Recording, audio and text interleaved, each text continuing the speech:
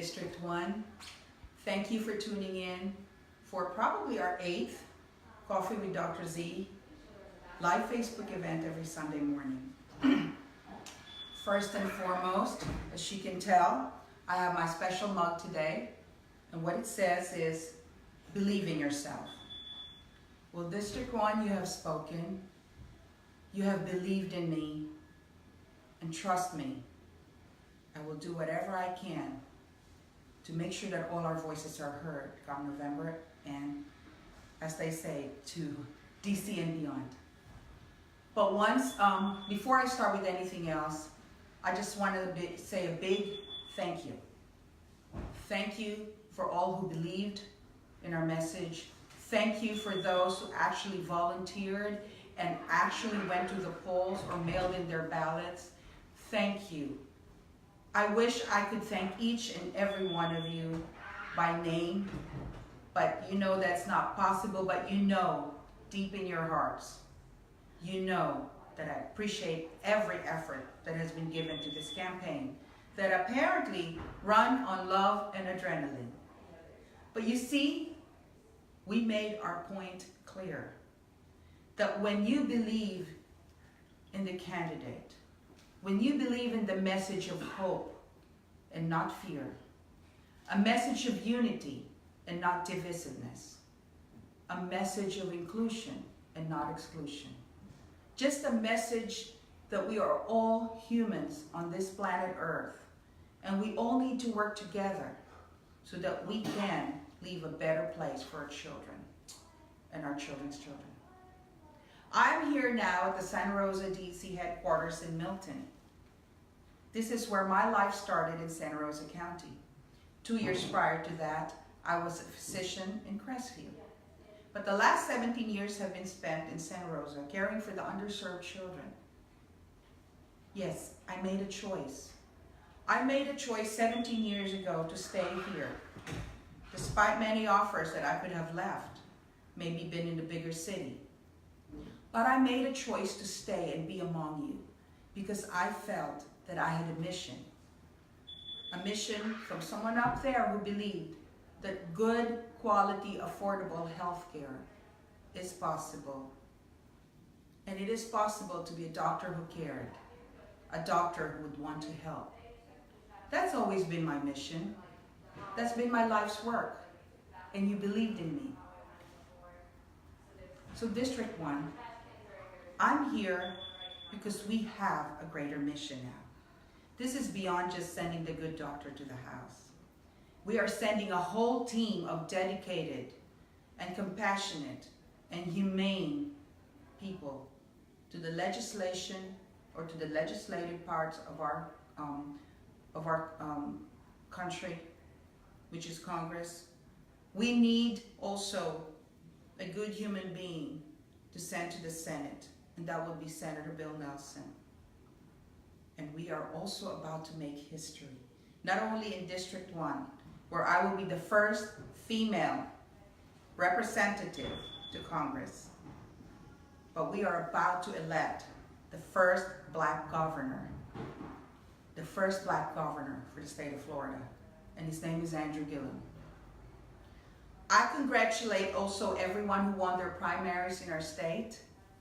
I know we have a big fight ahead of us, but the three of us are going up against the big red machine. Here in Northwest Florida, my opponent is Matt Gaetz. I need your help. Andrew is going up against Ron DeSantis. He definitely needs our help. And you know who Senator Bill Nelson is up against? Governor Scott. You must look around Florida and see what has happened to our waterways. You go to our beaches and you see how many people are now not allowed into the areas of the public beaches that we used to be able to go to. Do you really want this for our state? Do you really want our country to go on with just giving away our precious resources only to the top 1%? Florida and America, we have a chance. We have a real chance. What did I prove in this election? I was called the underdog. I raised the least amount of money. Matt Gates had about 880,000, close to $1 million. They laughed at me because I raised $8,000. But guess what? The district gave me a mandate. 60% is no joke. And you know what? I'm ambitious. I think we can win this too with 60%, if not higher. So let me tell you a little bit about my journey and why this is important and why you need to hear my story. I know you've heard it before, but I need to remind you why I'm running. I'm the product of two parents who persisted despite their poverty. My mother was not allowed to obtain further education, not only because of poverty, but because of her gender. Nevertheless, she persisted. Why? She believed in herself. She believed that she had as much right as the boys to obtain higher education and hopefully improve the life and the cards that she was dealt with. This week, we buried a war hero, Senator John McCain. Regardless of what our differences may have been, you cannot deny him the honor of serving his country and being tortured for it and coming home and serving some more. My father too served. He was a World War II veteran in the Pacific. And unfortunately, he too was a prisoner of war. We never talked about what happened to him, but my mother did, with me because I was the eldest.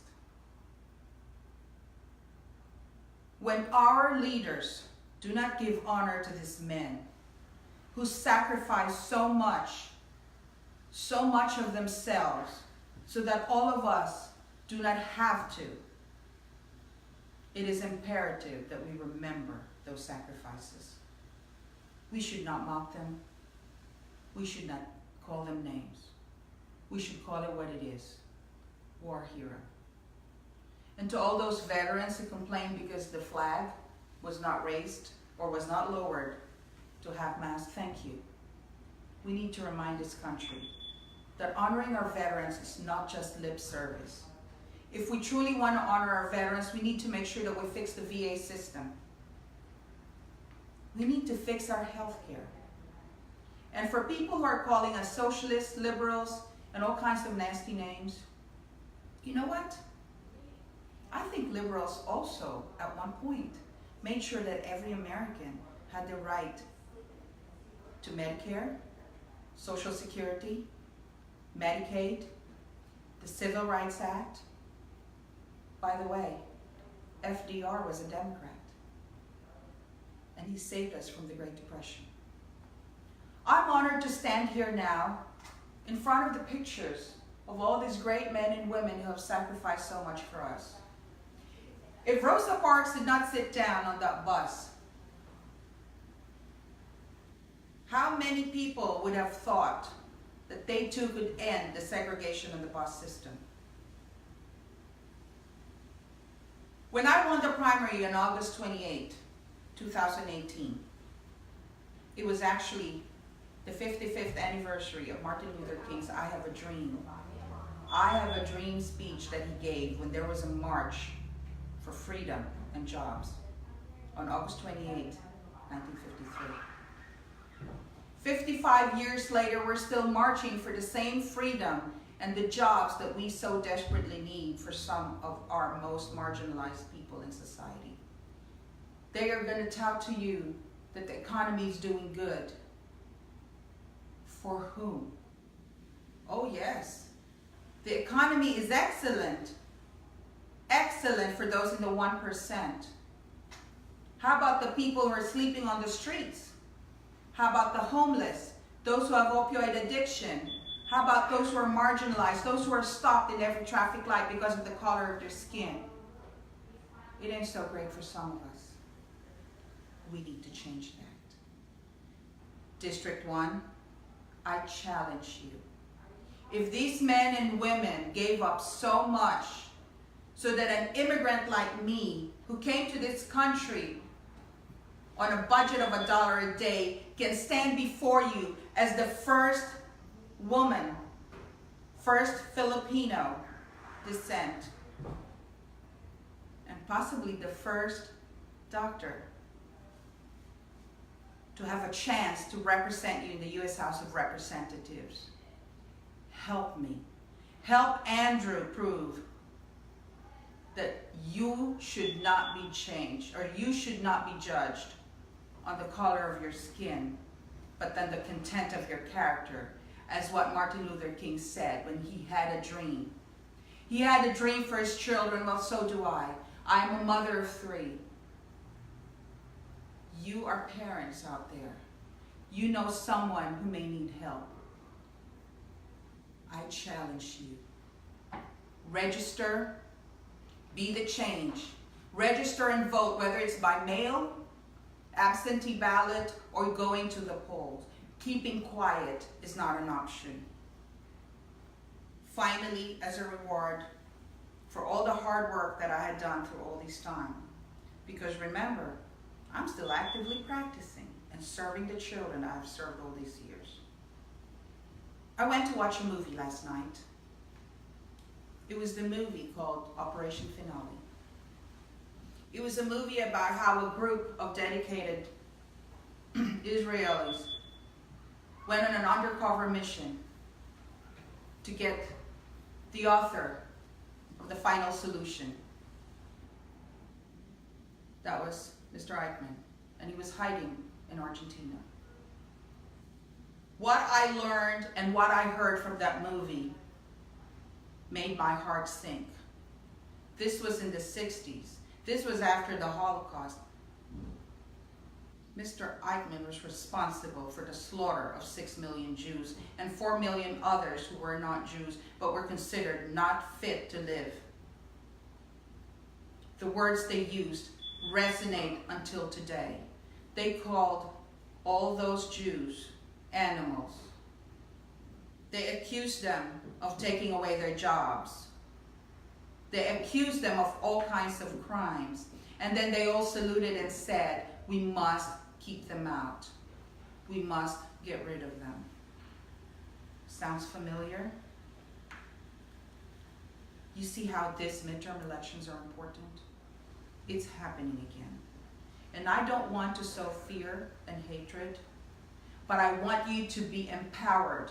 I want you to be motivated, just like I was. I threw in my lab coat into the race because I believe that we need this voice. I believe we need change. I believe in myself. I believe in the power of the people. I believe in Andrew and Senator Bill. I believe in my volunteers. But most of all, my belief in God tells me that this mission is important.